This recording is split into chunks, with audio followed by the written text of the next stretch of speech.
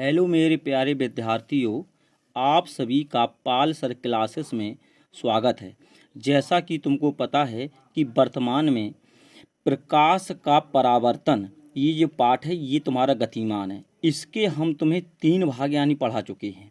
ठीक है, अगर वो 3 भाग नहीं देखे हों तो हमने 3 भाग वीडियो के बने हुए हैं, तो जा कर के देख लेना।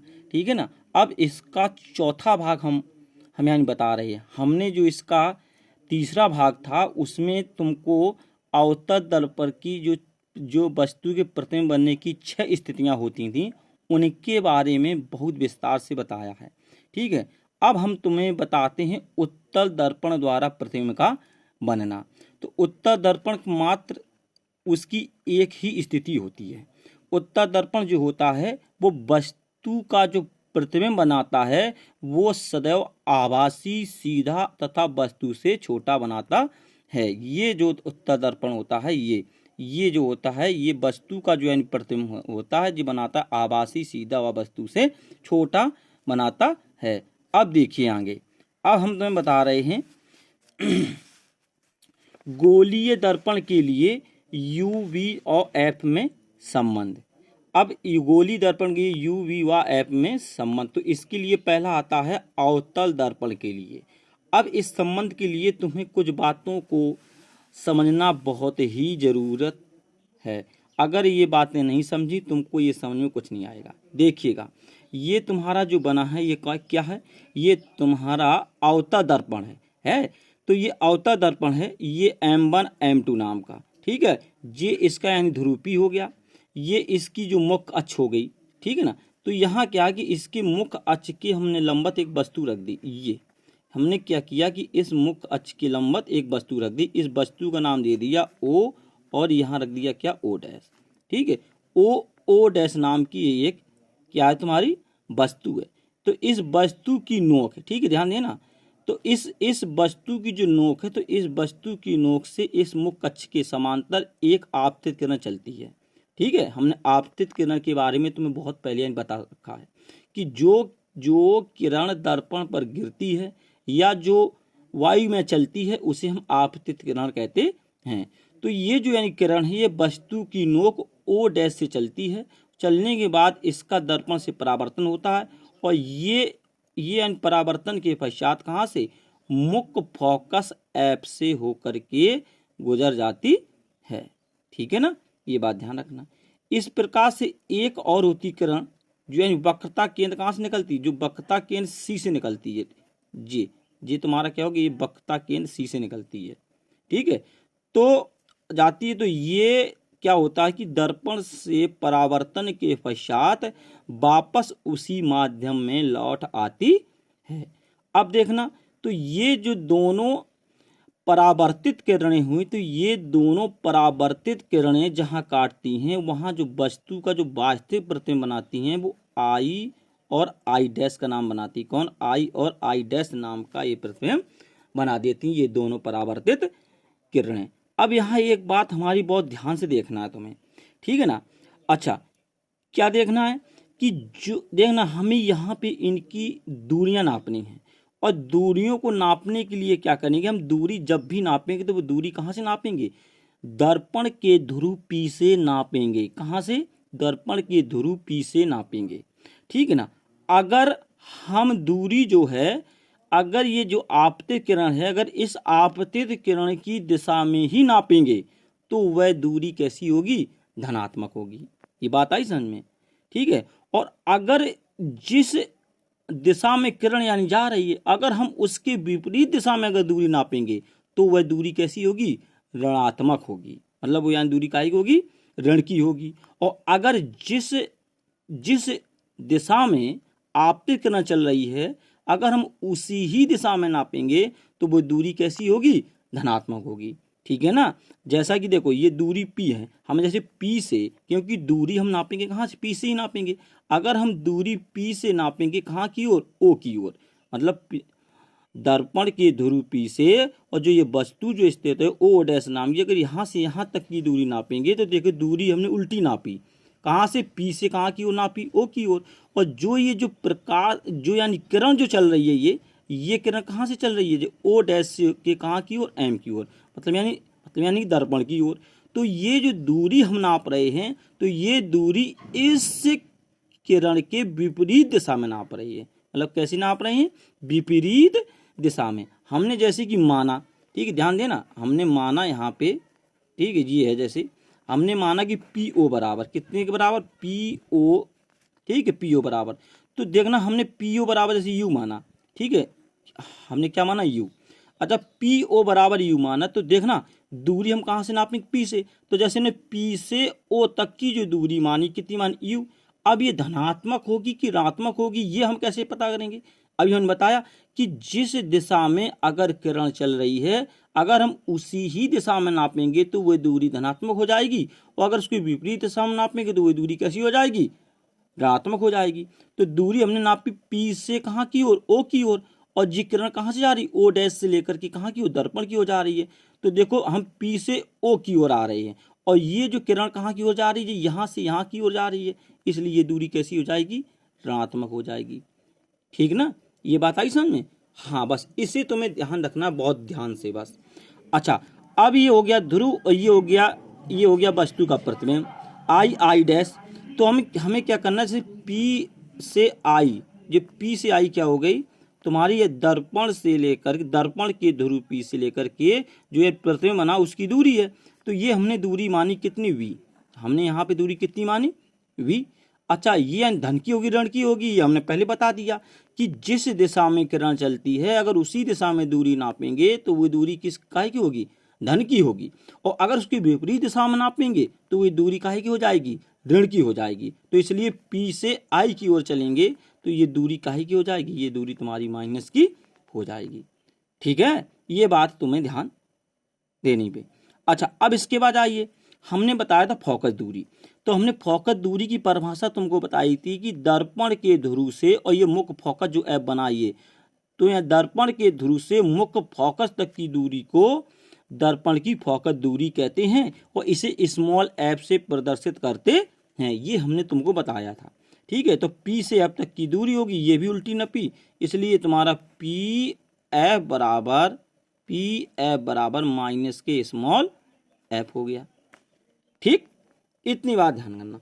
इसलिए हम बताते हैं कि जो u और v और f में संबंध है, तो ये संबंध क्या हो गया तुम्हारा, निकल के आ गया 1/u प्लस 1/v बराबर 1/ कितना हो गया, f। ये जो फॉर्मूला है, ये फॉर्मूला बहुत मोस्ट इम्पॉर्टेंट है, ये ध्यान करना, ये तुम्हारे पेपर में पूछा जाता है। अच्छा, इसका पूरा निगमन भी है, तो इसका जो ये निगमन है वो इस कक्षा 10 से हट करके कक्षा 12 में जा करके पहुंच गया है, इसलिए यहाँ खाली इसका फॉर्मूला ही बताया गया है। अच्छा, अब समझो कि इसकी हिंदी कैसे लिखोगे, देखो हम बताएं, बहुत आसान भाषा में। देखना, माना M1 M2 एक अवतल दर्पण है, ठीक है ना, जिसका ध्रुव P, वक्रता केंद्र C तथा मुख्य फोकस F है। ठीक है, तो इसकी मुख्य अक्ष की लंबवत जो है वस्तु क्या, ओ डैश रखी है, ओ और ओ डैश ये वस्तु यहाँ पे क्या है, रखी है, और वस्तु की नोक ओ डैश से मुख्य अक्ष के समांतर चलने वाली किरण परावर्तन के पश्चात मुख्य फोकस से होकर के जाती है। ठीक है ना। अच्छा, तथा दूसरी किरण वक्रता केंद्र सी से गुजरकर परावर्तन के पश्चात वापस उसी मार्ग पर लौट आती है। ये दोनों किरणें जहां काटती हैं वहां वास्तविक तथा उल्टा प्रतिबिंब क्या बनाती, आई और आई डैश बनाती हैं। ठीक है ना। तो ये जो हमने बात बताई इसे सदा याद रखना कि जो दूरियां जो नपेंगी वो दूरी कहाँ से, हर वक्त दर्पण के ध्रुव पी से ही नापेंगे। ठीक है। अच्छा, जिस दिशा में किरण चलती है अगर उसी ही दिशा में दूरी नापेंगे, जैसे ओ डैश से एम की ओर चली, जैसे ठीक दर्पण की ओर चली यहाँ, तो हमने अगर ओ से पी की ओर नापी तो ये दूरी काहे की होगी, धनात्मक होगी। और अगर ये किरण यहाँ जा रही है, अगर हमने दूरी पी से ओ की ओर नापी तो ये दूरी कैसी हो जाएगी, ऋण की हो जाएगी। और दूरी हर वक्त कहाँ से नापेंगे, पी से ही नापेंगे, ये बात ध्यान रख लेना। ठीक है ना। अब देखो इसके बारे में है, देखना यहाँ पे हमने तुम्हें बताया है। ठीक है ना। देखो ये देखिएगा, गोलीय दर्पण के लिए यू वी तथा एफ में संबंध। ठीक है ना, देखिए ये बना है तुम्हारा, देखो ये वस्तु रखी ओ डैश नाम की, ये इसका प्रतिबिंब बना आई और आई डैश नाम का, ये है दर्पण का ध्रुव P हो गया, ये मुख्य फोकस F है, ये वक्रता केंद्र C है। देखो हमने ये सब लिखा, माना M1 M2 अवतल दर्पण है, ये है जिसका ध्रुव P, वक्रता केंद्र C तथा मुख्य फोकस F है। इसकी मुख्य अक्ष के लंबवत वस्तु ओ डैश स्थित है। कौन सी? ओ डैश स्थित है। वस्तु की नोक ओ डैश, ये है वस्तु की नोक ओ डैश से चलने वाली किरण परावर्तन के पश्चात मुख्य फोकस में से होकर जाती, देखो ये निकल गई मुख्य फोकस, ये जा रही है, तथा दूसरी किरण वक्रता केंद्र C से गुजरकर परावर्तन के पश्चात वापस अपने मार्ग पर लौट आती है। ठीक है, ये दोनों परावर्तित किरणें जहां काटती हैं वहां वास्तविक तथा उल्टा प्रतिबिंब आई डैश बनता है। ठीक है ना, ये बात तुम्हें ध्यान देना है। ठीक, अब देखिए इसमें जी हमने यहाँ पे निकाला था कि माना PO, देखो ये दूरी P से O तक की दूरी माइनस की U हो गई, ये हमने तुमको अभी बताया है, PI माइनस की V और PC होगी इसकी क्या? वक्रता त्रिज्या। कहाँ से? P से लेकर के C तक की, मतलब दर्पण के ध्रुव P से और वक्रता केंद्र C के जो बीच की दूरी होती है वो उसकी वक्रता त्रिज्या कहलाती है। ये भी उल्टी नपी P से C की ओर, इसलिए इसमें चिन्ह काय कहा गया? माइनस कहा गया। और PF बराबर माइनस KF, तो देखो ये हमने निकाल दिया 1/U प्लस 1/V बराबर 1/F। ये तुम्हारा इंपॉर्टेंट है, ये बात ध्यान रखना। सेम इसी प्रकार थोड़ा ही बदलाव होगा उत्तल दर्पण के लिए। तुम्हारा फॉर्मूला है, देखिए ये है, देखो उत्तल दर्पण के लिए ये देखना, ये वस्तु रखी है, ये है सेम चीज है। देखो माना M1 M2 उत्तल दर्पण है जिसका ध्रुव P, वक्रता केंद्र C तथा मुख्य फोकस F है। इसकी मुख्य अक्ष के लंबवत वस्तु O डैश स्थित है। वस्तु की नोक O डैश से ना मुख्य अक्ष के समांतर चलने वाली जो किरण है परावर्तन के पश्चात मुख्य फोकस से आती हुई प्रतीत होती है। ठीक, देखना इसके बाद से आती हुई प्रतीत होती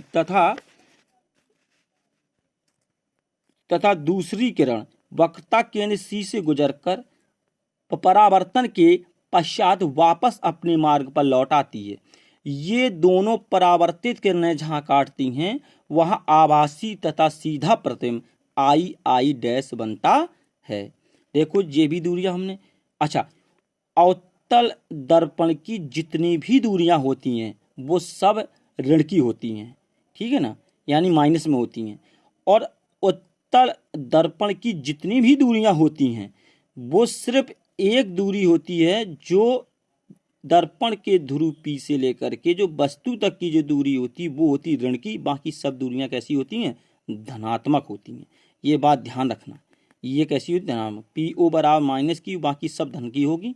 और इसका फॉर्मूला भी सेम, जो फॉर्मूला अवतल दर्पण के लिए होता है वही फॉर्मूला उत्तल दर्पण के लिए भी होता है। ठीक है, अब देखिए इसके बाद आ जाइए रेखीय आवर्धन के बारे में। ये समझिए ध्यान से, ये तुम्हारा वेरी मोस्ट इंपॉर्टेंट है और इसका डेरिवेशन भी है। ठीक है, इसे देखना रेखीय आवर्धन क्या होता है। देखिएगा, प्रतिबिंब की लंबाई तथा वस्तु की लंबाई के अनुपात को रेखीय आवर्धन कहते हैं। और इस रेखीय आवर्धन को हम M से प्रदर्शित करते हैं। कैसे?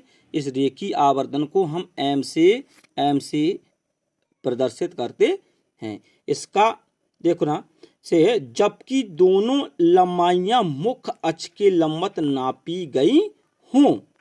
ठीक है ना।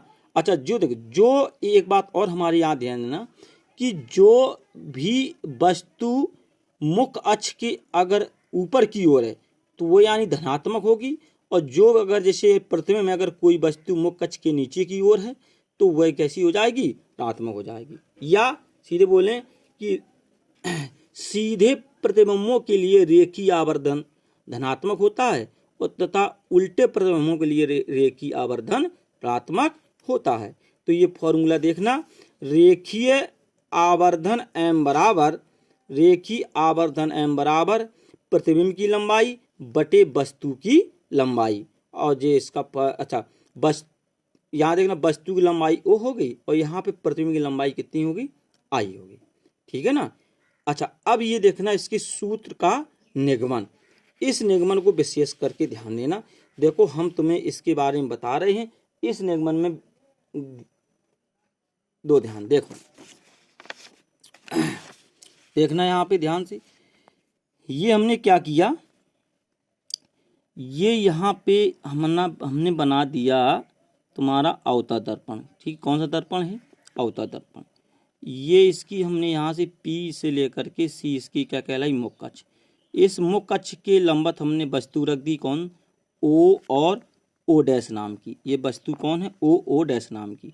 इस वस्तु की नोक से एक मुख्य अक्ष के समांतर क्या चलती, किरण चलती है, जो परावर्तन के पश्चात कहाँ से, मुख्य फोकस F से होकर के गुजरती है। और एक और होती है दूसरी किरण, जो कि वक्रता केंद्र C से होकर जाती है और तथा परावर्तन के पश्चात वापस उसी मार्ग पर लौट आती है। इन दोनों परावर्तित किरणों ने जहां काटा वहां प्रतिबिंब बन गया। ये हो गया I डैश, ये हो गया I, मतलब I डैश नाम का ये प्रतिबिंब बन करके तैयार हो गया। ठीक है ना। अच्छा, एक जो दूसरी किरण है, डॉट डॉट करके देखो यार, ये किरण क्या है, ये दर्पण के कहाँ, P से होकर के और फिर परावर्तन के पश्चात कहाँ से, जो ये प्रतिबिंब की नोक I डैश से होकर के गुजर जाती है। ठीक है ना। अब ये इस बात को तुम्हें बिल्कुल ध्यान देना है। अब देखिए यहाँ पे हम तुमको बताएं, बहुत आसान भाषा में देखना इसे, देखिएगा। ये देखिए, ये देखो, ये वस्तु होगी O और O डैश, ये तुम्हारा बन गया प्रतिबिंब I और I डैश।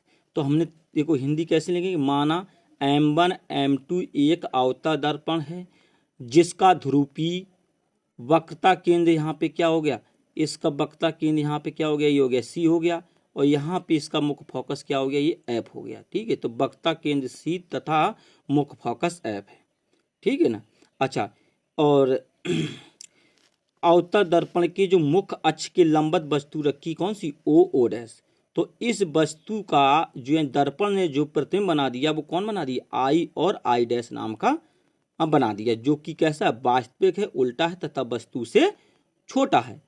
अच्छा, अब देखना, हमने तुम्हें एक बात बताई यहाँ पे कि जो यानी प्रतिबिंब होते हैं, तो अगर सीधे प्रतिबिंब हैं तो उनके लिए रेखीय आवर्धन कैसा होगा, धनात्मक होगा, और जो उल्टे प्रतिबिंब हैं उनके लिए रेखीय आवर्धन कैसा होगा, ऋणात्मक होगा। तो अब तुम्हें यहाँ पे देखना है कि ये देखिएगा, हम यहाँ पे हम मानेंगे, देखिएगा, ये देखिए, ये तुम्हारी वस्तु है, तो माना देखेंगे पहले हम, यहाँ पे देखना, ये देखो यहाँ पे,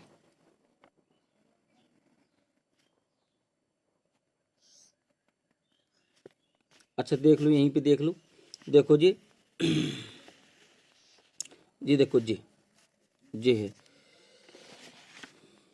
देखना, ये जो है किरण चली जी O डैश से P की ओर और फिर चली P से लेकर के I डैश तक। यहाँ देखना, यहाँ पे एक बात है ना, जो किरण चलती है उसे आपतित किरण कहते हैं, और जो किरण परावर्तन से प्राप्त होती है उसे हम कहते हैं परावर्तित किरण। ठीक है, तो देखना जी, O और P हो गया कौन सा, अभिलंब मानेंगे थोड़ी देर के लिए, तो आपतित किरण जी हो गई और जी अवलंब हो गया। तो आपतित किरण अवलंब के बीच जो बना कोण होता है उसे कहते हैं आपतन कोण, और जो यानी परावर्तित किरण और ना अवलंब के बीच जो बना कोण होता है उसे कहते हैं हम आपतन कोण। तो यहाँ देखना, O डैश PO, क्या कहा हमने, O डैश PO और OPI डैश, ये कैसे हैं, ये तुम्हारे परावर्तन के निम्न, ये दोनों कोण आपस में कैसे होते हैं, बराबर होते हैं। अब यहाँ जाओ, O डैश P या OPO डैश और PII डैश, ये कैसे हैं, ये समकोणिक हैं या ये समकोण हैं, ये कैसे हैं, दोनों समकोणिक हैं। तो इसके लिए क्या होता है, लंब बटे लंब, आधार बटे आधार होता है, लंब बटे लंब, आधार बटे आधार होता है। जैसे देखिएगा, जो हमने लिखा है ओ ओ डैश पी तथा त्रिभुज आई आई डैश पी कैसे हैं, समकोणिक हैं। कैसे हैं ये, समकोणिक हैं। ठीक है ना। तो देखना यहाँ पे, तो हमने देखो ये माना आई आई डैश बराबर माइनस की x2। क्यों, क्योंकि ये प्रतिबिंब उल्टा बना है, इसलिए उल्टे प्रतिबिंब के लिए जो रेखीय आवर्धन होता है वो कैसा होता है, ऋणात्मक होता है। इसलिए हमने यहाँ लिखा है माइनस के x2। ठीक है ना। अब देखो ओ ओ डैश, ये यानी वस्तु कैसी है, सीधी रखी है, इसलिए हमने इसके लिए माना प्लस x1। ठीक है ना। अब P से I तक की दूरी, मतलब दर्पण के ध्रुव से अब जो प्रतिबिंब बना है उसकी दूरी को हमने माना क्या, V माइनस का V। माइनस के क्यों आगे, क्योंकि ये उल्टी दूरी नाप रहे हैं, हम कैसी नाप रहे हैं, उल्टी नाप रहे हैं। और PO निकालना है, तो P से लेकर के O तक की दूरी हमने मानी U, और चिन्ह का आएगा माइनस का, क्योंकि दूरी विपरीत नापी जा रही। कैसी नापी जा रही, विपरीत। तो देखना कैसे हैं, ओ डैश पी तथा आई आई डैश पी जो है ये समकोणिक त्रिभुज हैं दोनों। तो मैं लंब बटे लंब, आधार बटे आधार, तो देखना I I dash upon O O dash. ठीक है। और यहाँ देखना पी आई और कितना हो गया पी ओ। देखो जी हमने रखी यहाँ I I dash upon O dash बराबर P I upon P O. अच्छा, तो आई आई डैश का जो मान है कितना रखा, माइनस के x2। ओ डैश का मान कितना है जी, हो गया प्लस का x1। तो बराबर पी आई की दूरी कितनी है यहाँ पे, माइनस की v, तो हमने माइनस की v रख दी देखो यहाँ पे। और पी ओ कितने, माइनस के u है, रख दिया। माइनस से माइनस दोनों यानी क्या हो गया, कैंसिल हो गए। तो यहाँ पे क्या बचा, x2 अपॉन x1। ये जो माइनस है इस माइनस को हम कहाँ ले आए, इस तरफ ले आए। ठीक है ना। अच्छा, तो x2 अपॉन x1 जो है ये हो गया तुम्हारा किससे, यानी परिभाषा से, क्योंकि x2 जो है ये होगी तुम्हारी प्रतिबिंब की लंबाई, और जो x1 है ये होगी तुम्हारी किसकी, वस्तु की लंबाई। तो इसे कहते हैं कि प्रतिबिंब की लंबाई और तथा वस्तु की लंबाई के अनुपात को रेखीय आवर्धन क्या कहते हैं, m कहते हैं। इसलिए m बराबर माइनस के v अपॉन u। ये तुम्हारा इंपॉर्टेंट डेरिवेशन है, इसे तुम याद रख लेना। ठीक है ना, आ गया समझ में, ओके। और इसे एक अच्छी सी फेयर बना लेना, और उसमें ये जितने हम तुमको यानी बताते जा रहे हैं सब एक साइड या नोट कर लेना और अच्छी तरीके से याद करना। ये क्लास तुम्हारी बराबर चलेगी। थैंक यू, धन्यवाद।